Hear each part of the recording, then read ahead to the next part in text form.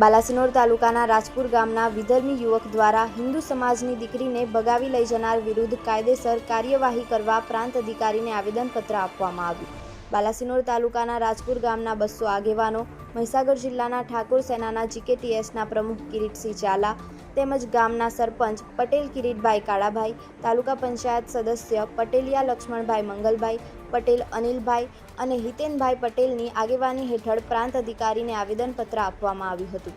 રાજપુર ગામના મુસ્લિમ યુવક દ્વારા ગામની જ દીકરી સાસરે પહોંચી ત્યાંથી વિધર્મી યુવક દ્વારા હિન્દુ સમાજની દીકરીને ભગાવી લઈ જવામાં આવી.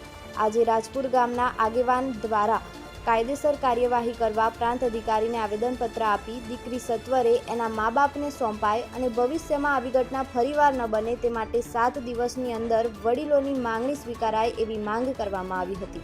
પરંતુ જો દીકરી તેના મા બાપને સોંપવામાં નહીં આવે તો ગાંધી ચિંધ્યા માર્ગે મહીસાગર જિલ્લા કલેક્ટર, ગાંધીનગર કચેરી સુધી ધરણા, સત્યાગ્રહ વગેરે કરવાની ચીમકી આપવામાં આવી હતી.